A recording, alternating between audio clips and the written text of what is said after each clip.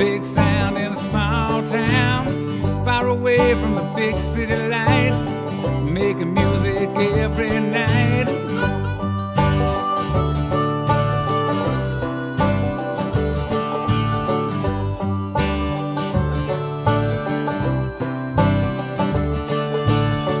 Good music with all our friends. Tell everybody, tell your mama and them, we're going out and we're getting down. A big sound in a small town. A big sound in a small town. A big sound in a small town. A big sound in a small town.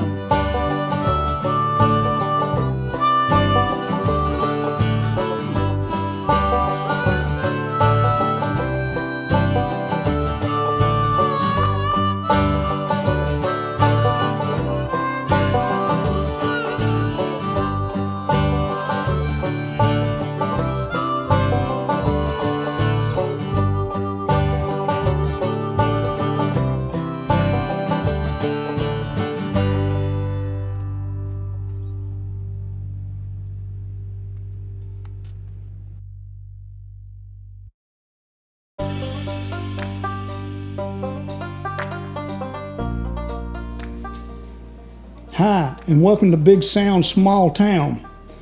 I'm your host, Sandy Carlton, and this is a podcast about the lives and stories of the musicians, writers, artists, and their associates that have their roots in the small towns and communities across America. If you like what you hear, tell somebody. Enjoy.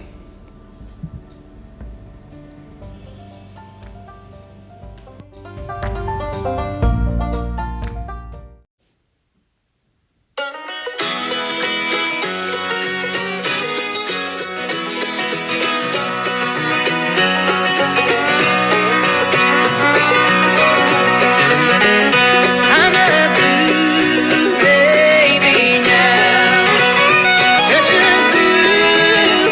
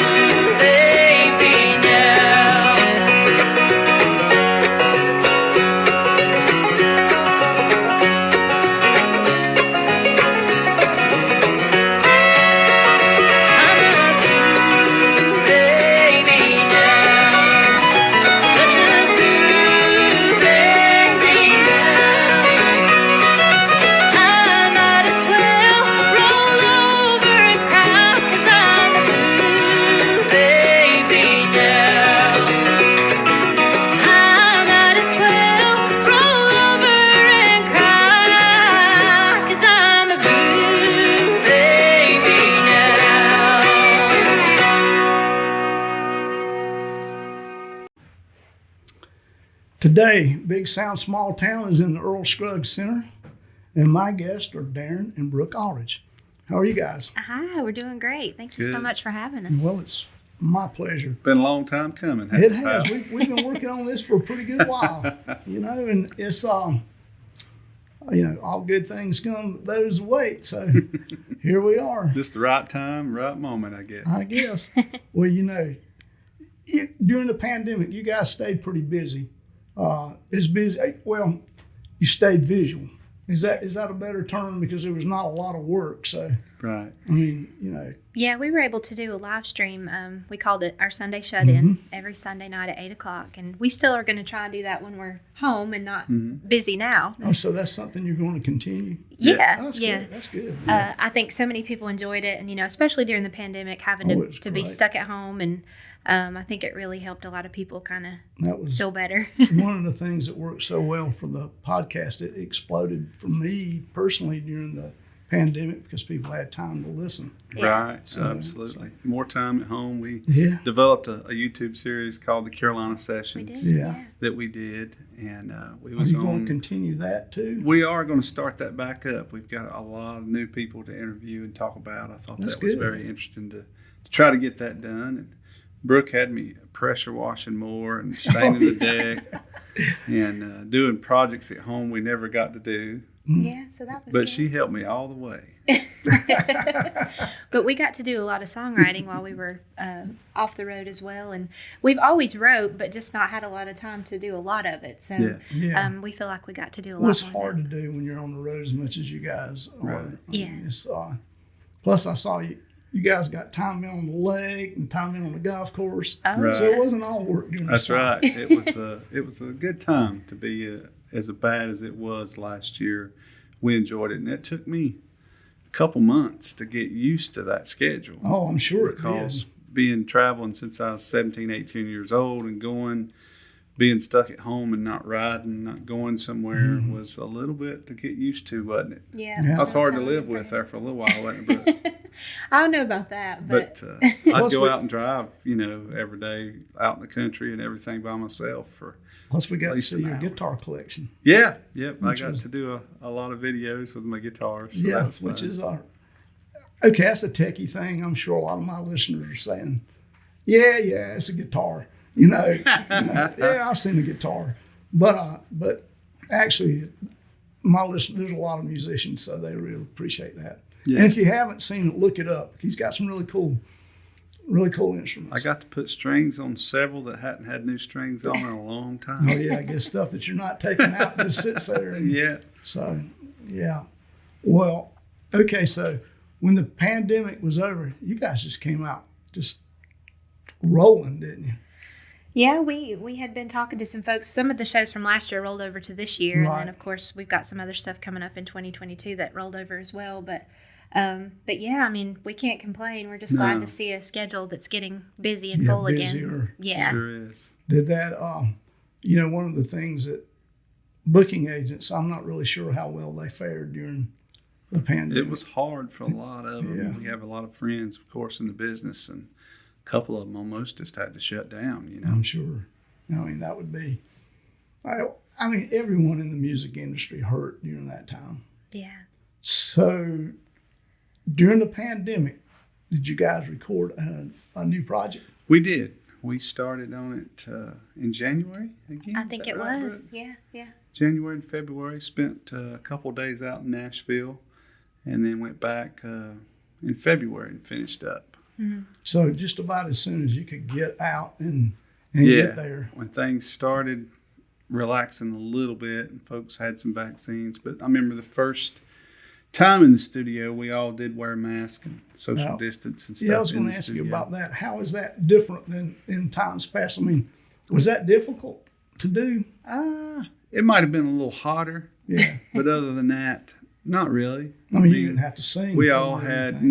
no. We all was in isolated booths and stuff, except Yeah. for me and Brian Sutton was in the same room, but we was in a pretty large, main room of a studio Yeah. They were on socially each side, distanced. so it was all good. Yeah. Yeah. Oh, that's good.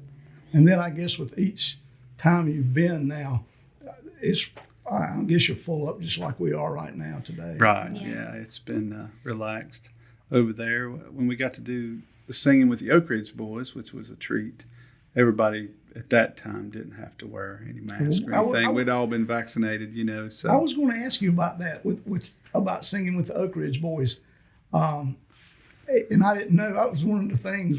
I was going to say, were they masked up? It would be funny to see them in mask, I think. Yeah. No. We saw them one time last year, maybe before Christmas, when we was doing the Opry show for the Bluegrass Nights. Right. And they was doing a show at the Opry Opry Land Land Hotel. Mm-hmm. And got to see a couple of them then. And they wore masks then. Okay. Yeah. Okay, that would be. I was just curious. I mean, it's not something you ever think about because they're such. They're really visual. Oh, yeah. Yeah. Seeing that on William Lee Golden was a treat. I bet it was. Yeah.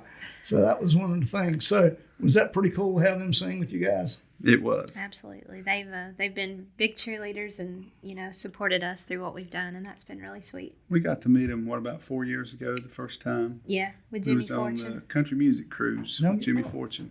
Yeah. And got to see those guys and be around them and heard us sing. And Joe, he's a fantastic person and a good people person. Yeah. Joe would be. All of them are very nice, and we know them all. But Joe, he calls us a lot and texts back and forth with Brooke, and he's been a real, like she said, a good cheerleader. Mm-hmm. Plus, the Jimmy Fortune connection has been there for a while, though, hasn't it? Yes, it has.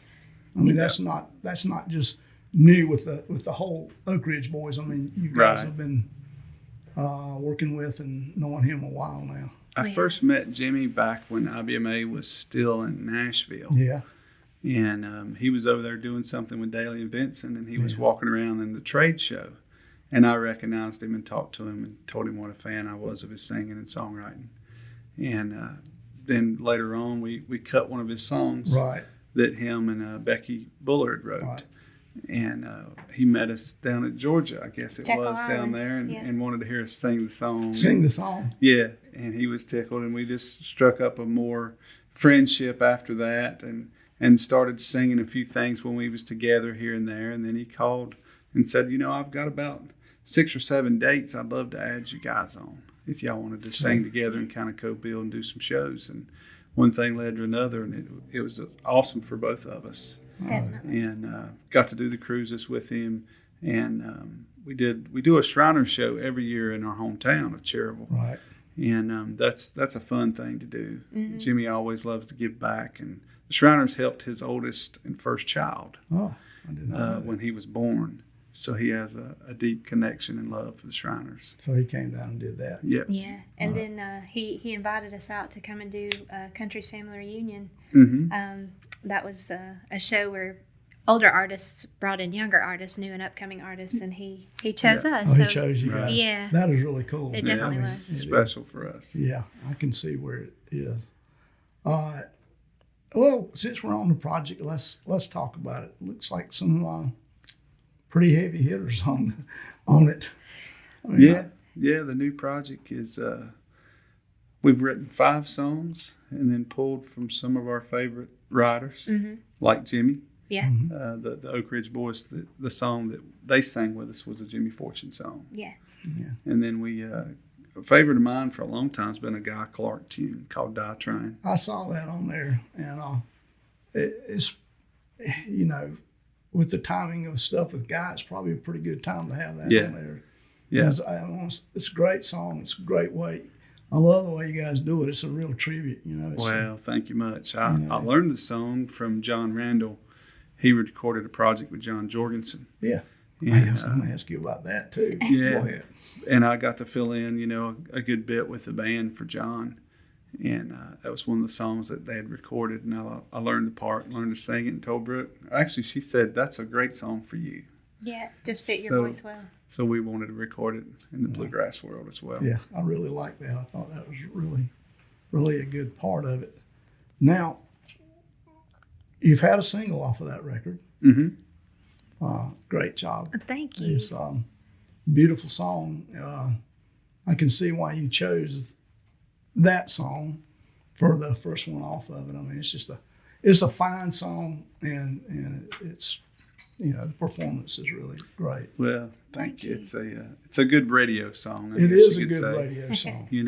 And that's why we went with that one. But Brooke was singing this tune when we first met about 14 years ago now. Really? Yeah. So you've had that kind of stored away that long? Yeah. And then when Darin and I met with the band that I was playing with back home in Avery County, we were playing at Tweetsy, and we played that song with Darin, and he liked it a lot. He had heard the Whites do it, right, who originally cut it, but it was just a slower country version. Right. And so when we decided to put it on this album, I was like, we've got to do a little, grass it up Something a little bit. Different, yeah. So we kind of came up with the arrangement of what we got, and a lot of people have really taken to it. Bluegrass Radio loves it. Yeah, they do. It's a really good song. Yeah. See, that's really neat to know that's been sitting there that long. Well, yeah, we had just forgotten about it. Yeah. There's so many songs. We talked about doing that song, actually going over to Nashville the night before we was in the studio. That's when it came back to mind, So that actually, you didn't go out there with that totally on your mind. No.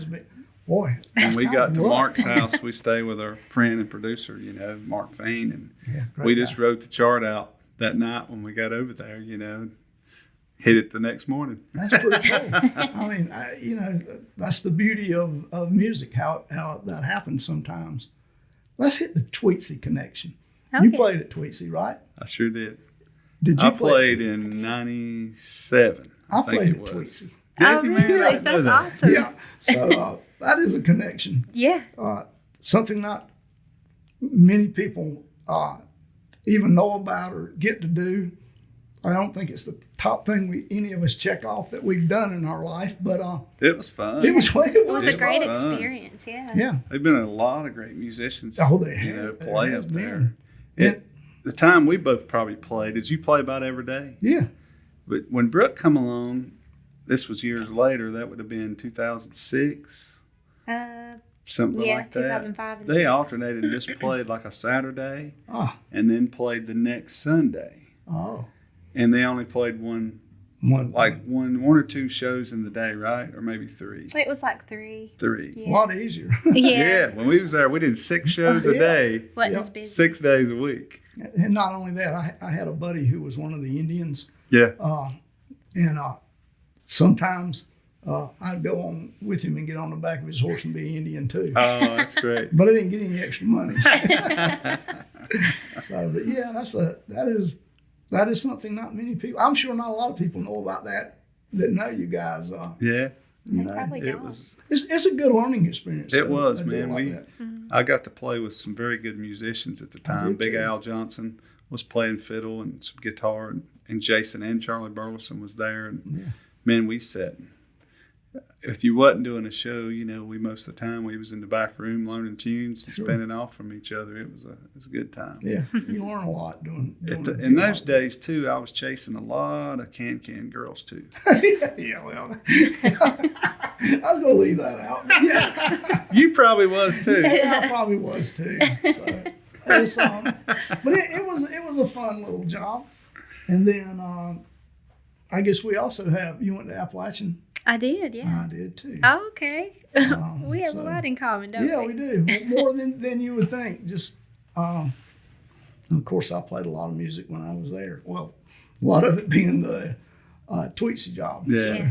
So, but yeah. So what's the next release off the new record? We're going to release a song called Once in a While.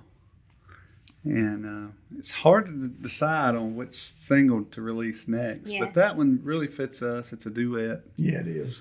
And it's got some good words in it, some great vocals, we think. And just something different from the first single, It is different than the first one. Do you guys just basically choose what you want to do, or you have some help with this? We have a large, I guess, family in our network for Darin and Brooke. We've got a manager that's in, and our agent has not as much say-so on the records and stuff, but he's part of the team, Right. And then our record company there, an A&R person, publicist, everybody's got to weigh in just a little bit. So, but it's a good thing that everybody had a different choice to start with. Right. That might mean we've got several good songs. Yeah, I think there are. So, Yeah. and then we, narrowed it down to what would be best for now. But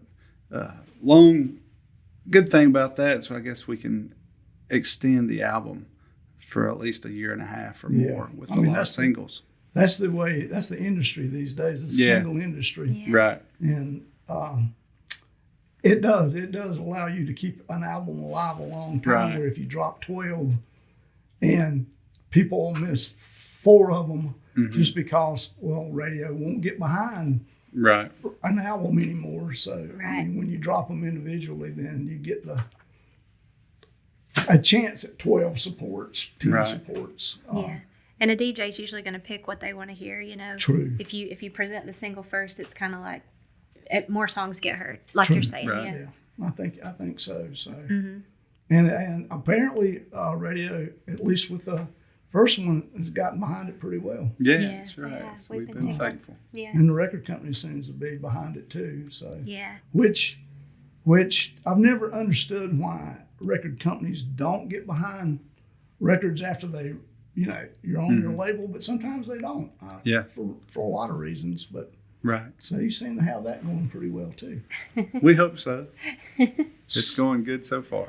Well, Inner Journey was great too. I mean, that was really each one. I know you guys know it, but each one just kept getting better. How many do Thank you have you. now? Like 9. This will be our 9th one, yeah. So I mean, I did a little homework, You the man. but and listened to all of them. So, but you can see the progression. Well, that's good. That's what me and Brooke set out to do, and I've always enjoyed that and learned from other artists down through the years. You want to progress or do something different, or take that ride with the artist as you do another album. So Sure. I mean, the song. Well, and I guess. Well, let's talk about Mark. How did Mark get in on the deal with you guys? Because things jumped. I don't mean any disrespect for anyone. Yeah. But when you guys started working with Mark, right. stuff was just fabulous. Yeah. Thank you. We think so too. Yeah, absolutely. He's just a great personal friend, and he's a Class A session guy. Yeah, he is. And a producer for a long time, and we just started out, being friends. We've met Mark with Ricky Skaggs for years, and but the closest time we got to him was at George Scheffler's funeral. Oh, okay. He come over to that. Me and Brooke were singing that day, and he met us in the back, and he hears everybody and all the time, all over the world, and he was really come up and bragged on Brooke's singing and the way that we'd kind of played in the service. And man, he said, just call me anytime y'all out in Nashville, and so we emailed back and forth, and we was out there one day and went by and visited, and the next thing you know, we was doing a couple sessions together. He and I was, and then I asked him if he'd record bass on a few tunes that we just sent over to him, and that was on the Faster and Further record, I believe. And then he talked to me about filling in Jorgensen's band, and we asked him to fill in a few times for us at the Opry. Yeah.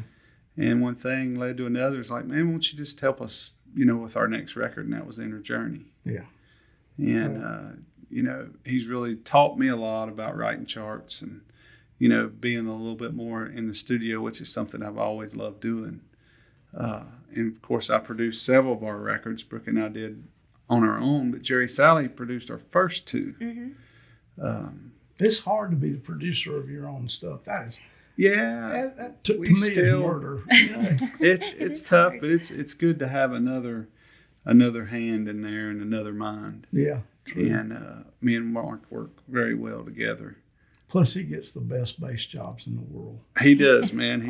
He's got a ton of great people to play with. He does. And I sent him. I sent him. Wait, you going out with Rye? Yeah. And it's like, and he just laughs about it. I mean, he's pretty humble. He Yeah, is he very is much so. very much so. And going out with Roseanne Cash. Yeah.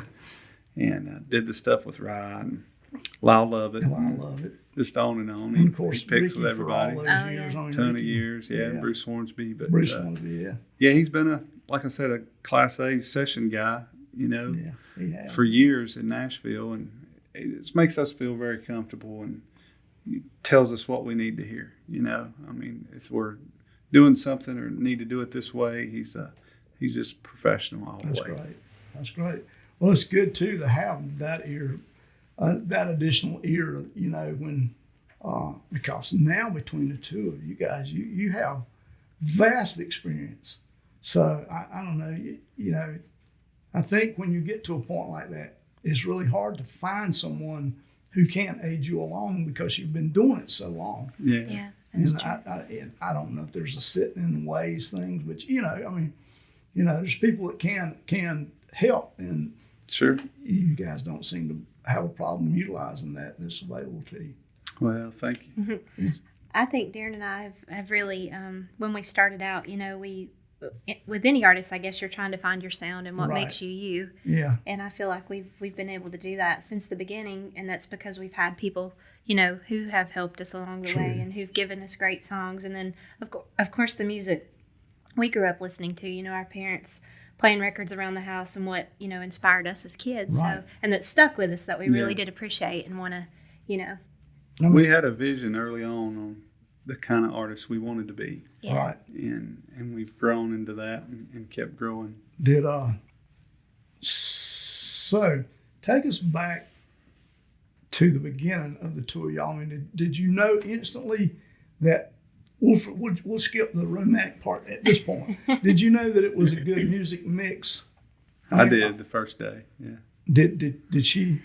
I did. I mean, I knew that he had something special. I mean, he was an incredible musician, and getting to sing with him, our voices just blended nicely together. And that could have been because our families were from the same area.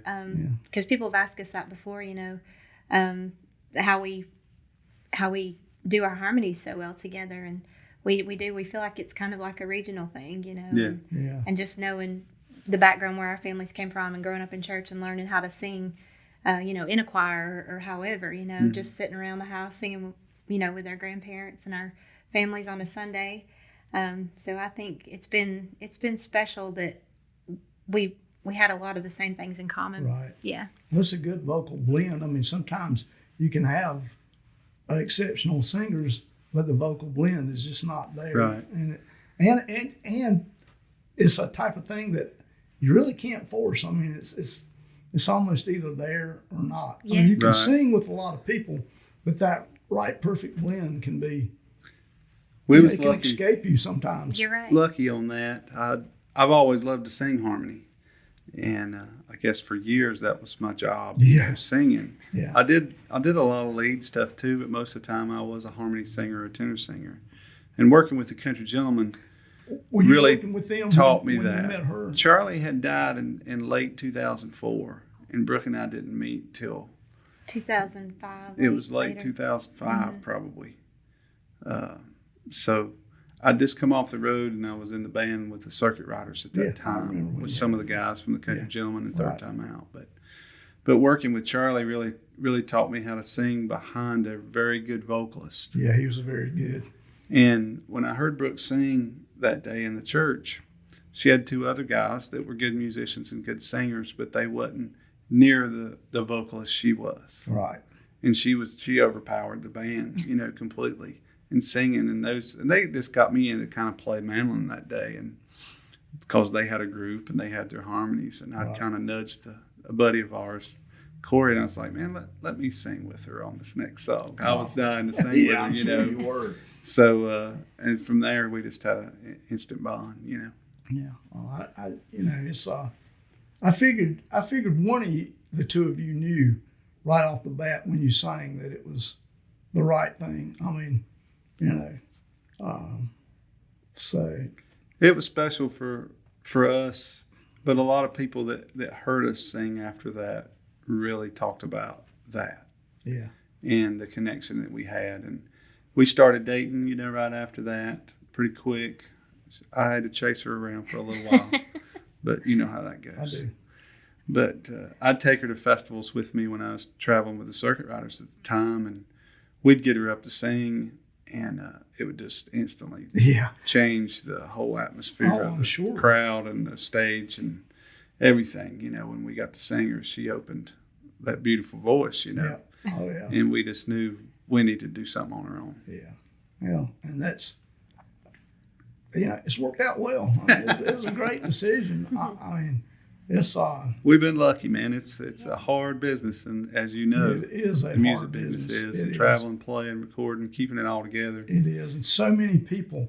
I mean, people are unaware. Listeners, they see the two of you, but they do not realize that there is in your employ, so to speak, probably a dozen people. Mm-hmm. I mean, you have a band. Yeah. You have a booking agent, a publicist. I'm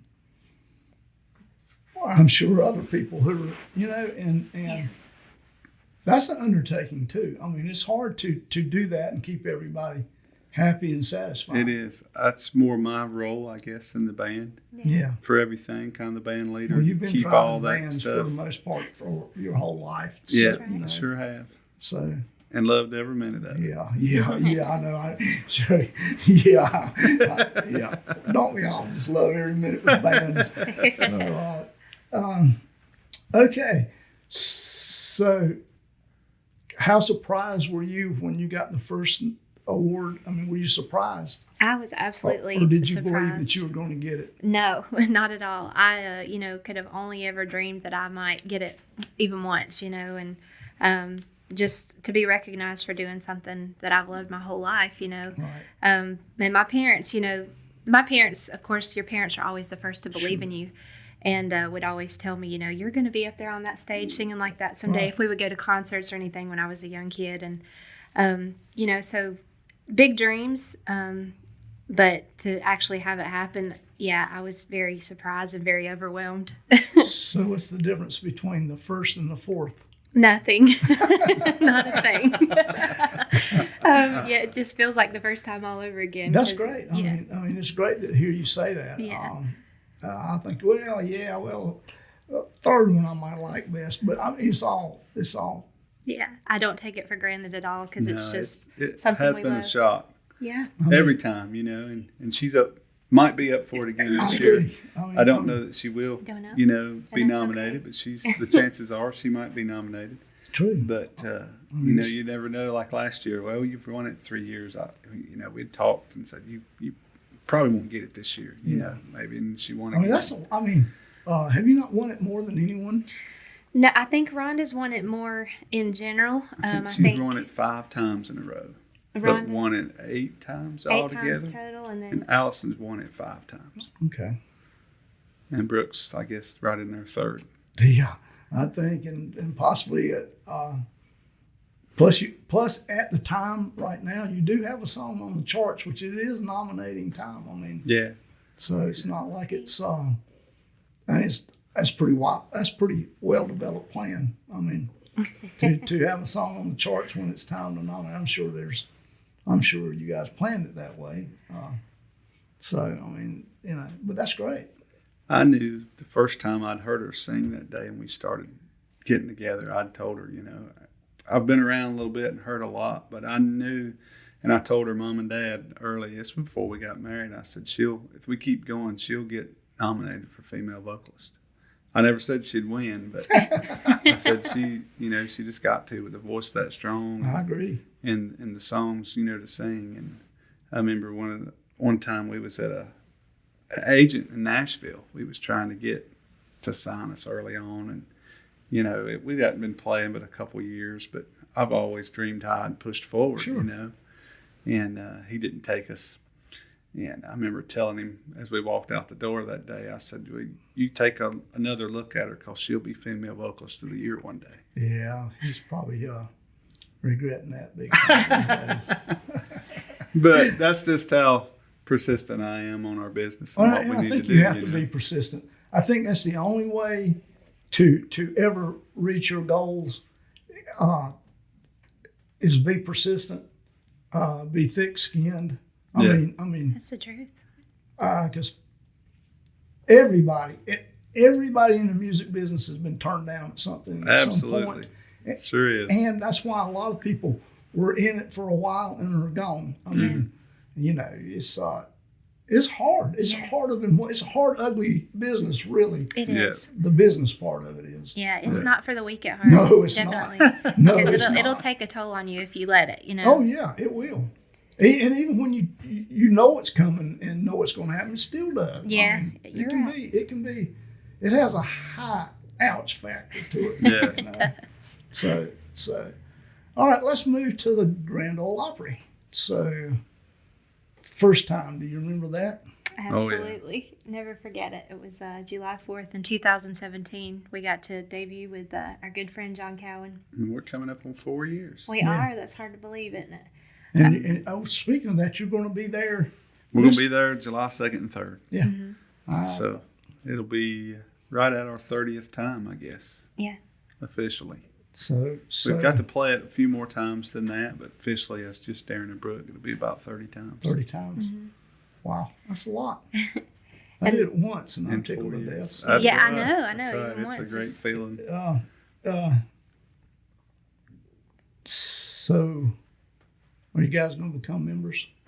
Who knows? But it would definitely be a dream of ours. We'd love to. We'd love to be a part of the family, and they treat us like family now. They you know? have been so good to us. It's all- 30 times that's a lot of times. I mean, It is. you know, Yeah.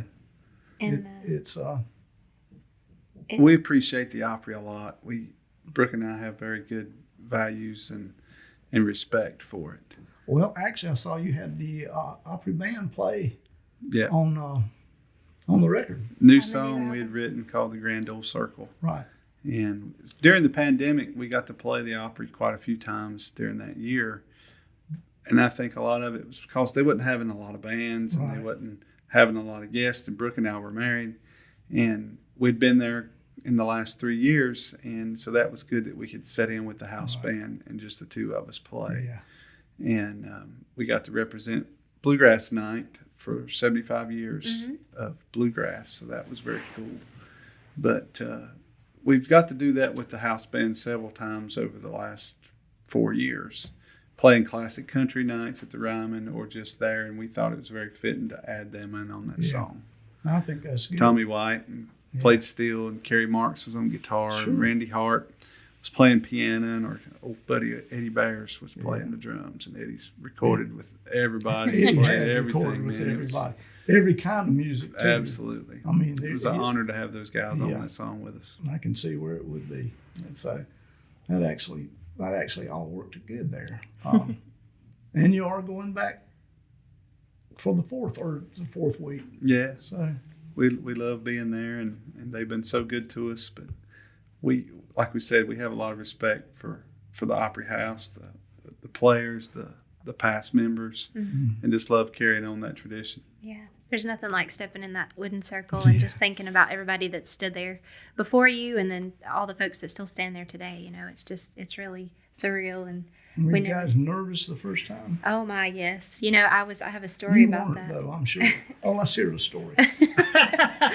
Well, I had, Eddie Stubbs this was before he had retired. Right. And thank goodness, I just love the fact that he was there that night because, he's been a big voice on WSM.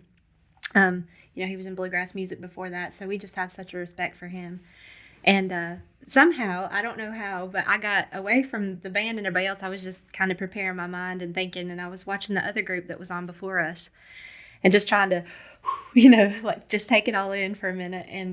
And Eddie came up beside of me, and only in Eddie's way that he can say it, he said, "Now, Brooke," he said, "Are you ready to step out there on that stage?" And I said, "Yeah, I think so." And he said, "Well, are you nervous?" And I was shaking in my knees, but I didn't want to tell him that, Right.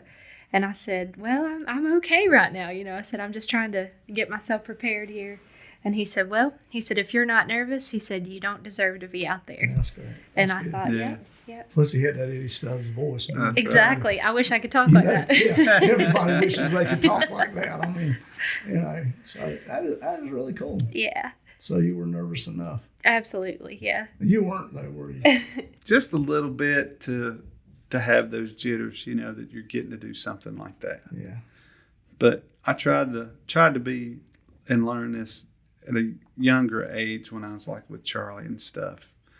If you've got a good unit that's tight in your band, and you rely on everybody else that's in there, and you know that you can do your part, Right. that's when you really perform well. Well, it is. I mean, this is the preparation that goes into that's it. the thing. Then you can let And, it go. You know, Doyle Lawson told me a long time ago, going out with some different things, you know, when I was traveling with Charlie and with them a lot, I heard him say to his band before they was like maybe doing a country type of Southern gospel thing, and they was kind of nervous. Oh man, we're gonna go over well. And Doyle told them, well, sure you are, because what we're doing is real. Yeah. It's real from us. It's what we believe in, and how could we go wrong? Right. And that That's really good. stuck with me a long time ago, and I've always pushed Brooke for that, you Yeah, know, I think that's right. and getting going, you know. I think preparation allows your self-confidence to be Yeah, high because you've done it a lot of times. You know what you're doing. It's not like you're doing, and you've done it recently too. I mean, you don't go out there and sing a song that you have not sang before tonight. I mean, right. I mean, you're doing something that's been well rehearsed, which takes the pressure off a bit, where Right. you can almost enjoy the moment. Sure. Yeah.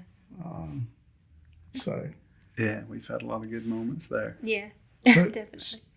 the difference between the 30th and the 1st. Once again, not a thing. Not for me anyway. I mean, it's just so amazing to step out there every time. So, That's great. That's really great. excuse me. All right. So, how did you wind up with Charlie to begin with? Man, it was right after Tweetsy that year. Yeah. You know, I'd played around the area here in Cleveland County with a lot of different bands and some great bands. Yeah, you did. You know, Dr. have. Bobby Jones was a big influence and a help to me in the local scene here, and of course hooking up with Bigger Staff and Mike Lynch and Yeah. that band. That was a great learning experience. Yes. And then joining in with the McMurray Boys with Yeah, Acoustic Syndicate in experience. '96, you know, taught me a whole lot. So I had a variety of music that I was trying to soak in and learn to play, and I would go everywhere. Anybody that called to fill in on just about any instrument at the time. And I spent quite a bit of time around Nashville playing at some, like the awards show for Spigma and the band competition that was Right. there. And me and Biggerstaff was out there, I know 2 years ago. Eddie Biggerstaff, that is, for everybody listening. Oh, yeah. But with a couple of local guys that was from around here. Roger Holland, I know, went 1 year, but seems like some folks went from Lincoln and Burke County with us.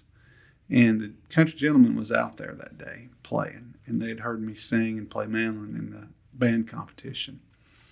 So Greg Corbett and Matt and Ronnie come over and talked to me after we played, and he said, "Man, you sure did sing and play good and fit. Can we get a card from you?"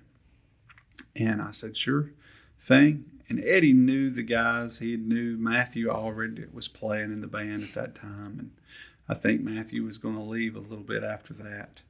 And they'd call me about a year or so after and asked me if I'd come down to try out. And I went down toward Troy, North Carolina, a place called Eliezer, and tried out with them on the bus after the show they played, because their mandolin player was fixing to leave. And So you got it was the job, just- obviously. Just one thing right after another. Yeah, I tried to prep with some albums and some CDs because I wanted to get familiar with them as I could. But Right. Charlie just asked me about 4 songs to play. If I could sing Waltz of the Angels, we might have did Rebel Soldier and maybe a little Bessie, and he wanted to hear me play Rawhide on the mandolin. Yeah. And after that, he said, "Well, we're going to play in Warrenton in about 2 weeks." Handed me a stack full of CDs. He said, "Learn all these." He said, "We know them already." And obviously you learned them. I was with Charlie about 6 years. That's pretty cool. I mean, Yeah. that was, I guess that upped it all a notch then, didn't it? It did. yeah, It did. so- It just, took things to I guess on that more professional level that he was playing, because he was one of the legends in bluegrass music for Yeah, sure. I got to he travel was, yeah. the country with them, and Right. first probably tour bus rides and stuff that I got to do for those 5 or 6 years, and play all the top festivals. And everything like that, you know. Yeah, that's pretty cool. This is funny too.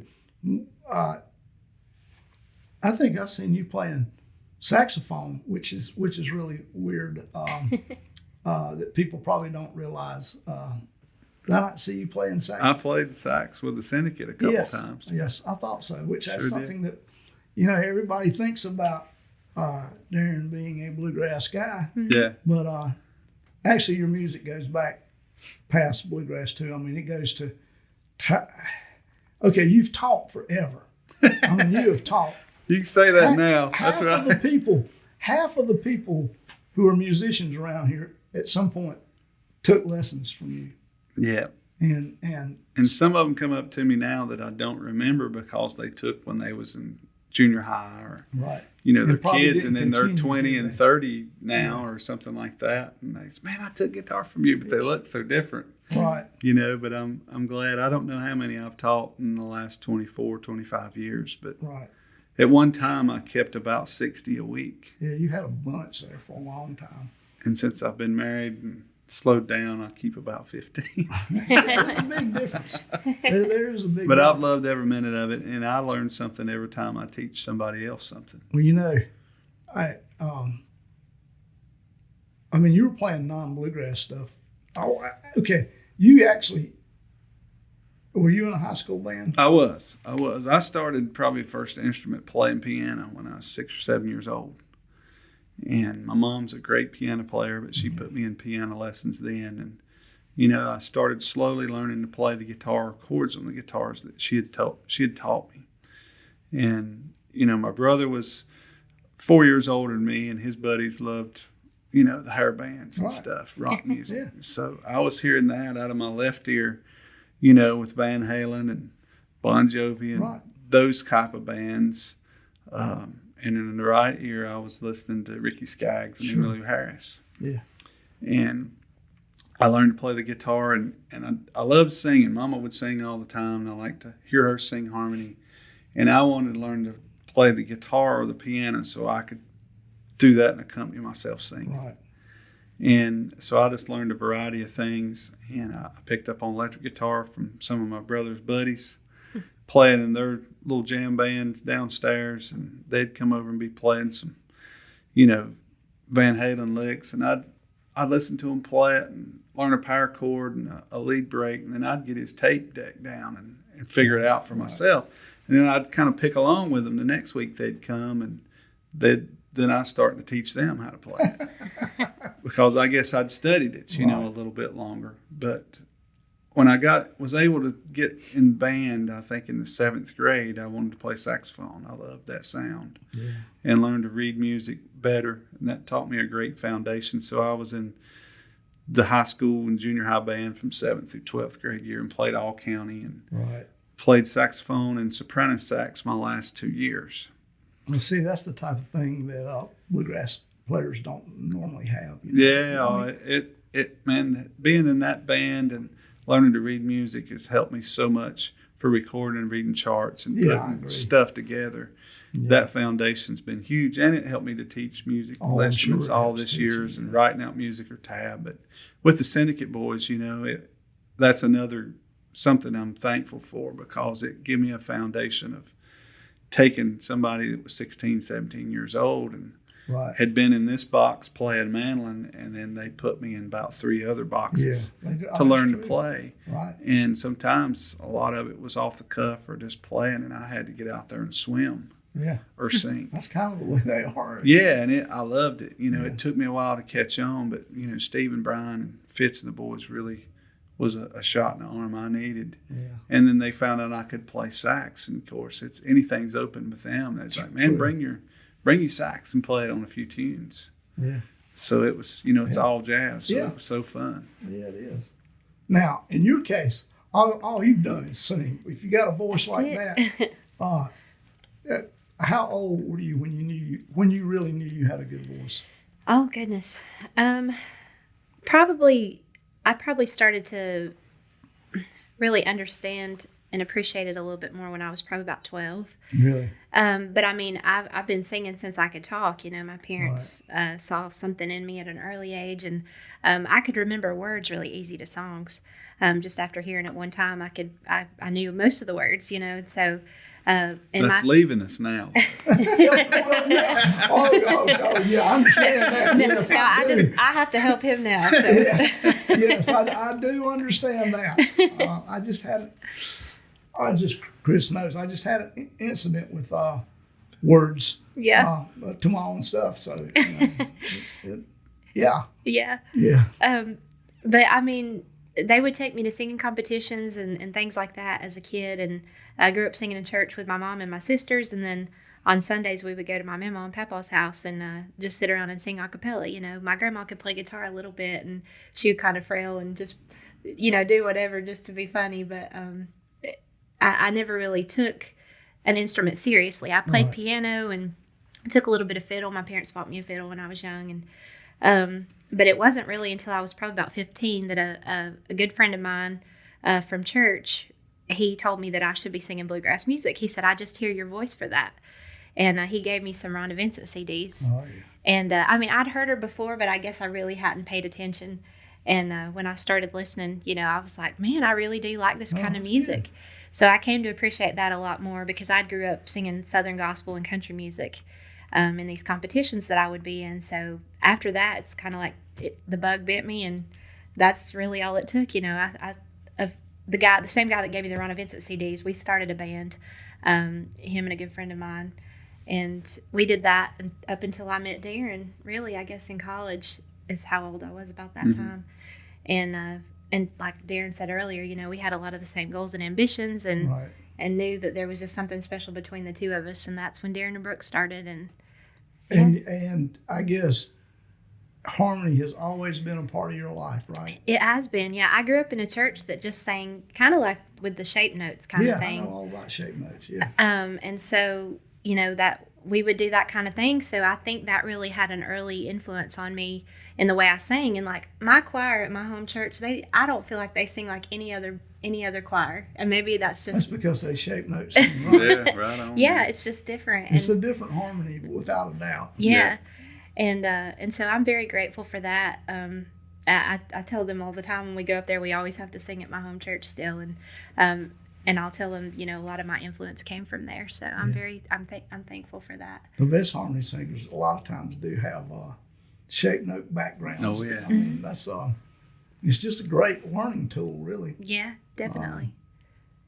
Which is no one learns anymore. I mean, to a degree, it's a dying art. It is. You're right.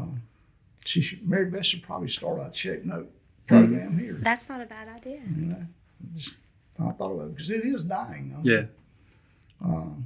So. And I know Doyle Lawson. He talks a lot about doing shape note singing when he was younger too. Well, you can tell in his voice too. I mean, you can't, and his band's harmonies are. Yeah. Top notch for sure.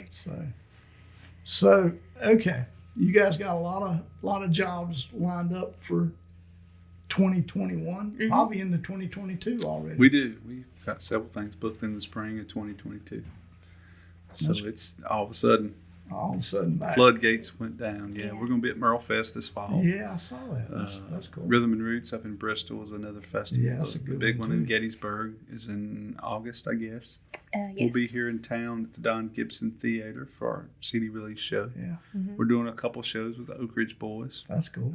A couple more with Jimmy Fortune. Yeah. Where else is... We're going to be at the Romp Festival for the first time out in Owensboro, where the Bluegrass Hall of Fame is. Yeah. I've been there. And they used to have IBMA there. They did. Yeah, that was the first place, wasn't it, man? Yeah, it was. So I hadn't seen the new Hall of Fame, so it'd be good to get out there and see that. And just got word that we're going to be on the country music cruise next year. Oh, you going back on that? Yeah. So that'll be good. That'll be our second time. It's just Darin and Brooke. So that's always a fun time. Hopefully things will stay under control and we can get out there and be able to do that again. Yeah, that's good. I mean, that's really good. So, one other thing. Why don't you tell them about the bomb shelter? All right, yeah. The bomb shelter and cabin is a place over in Cherryville that I guess has had music since the late 70s. Yeah. And it's owned by Jack Bingham and his wife, Judy. It's throughout Judy's family for a long, long time. And I think it was a place that they practiced Jack's band. Had a practice, and they have a lot of feeding down there, and a lot of good times were had. And then it just carried on into a couple jam sessions. And man, there have been pickers from all over go over there for decades. And when I was just learning to play, getting into the bluegrass scene, 15, 16 years old, in the band that we started with Harold Simpson, Straight and Narrow, was he went down there a lot, and he said, man, you ought to come on down there and sit in since you're learning to play banjo a little more and guitar. And the Eddie Biggerstaff was down there a lot, a great old legend from around here named Harold Murphy. Yeah.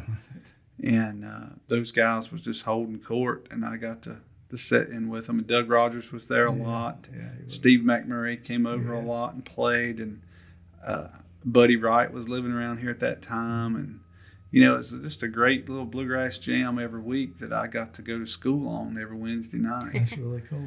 And sometimes they'd laugh at me because I'd bring a banjo and guitar. They said, Darin's coming in here double-barreled again. I'd play for hour on one, then switch and play for another.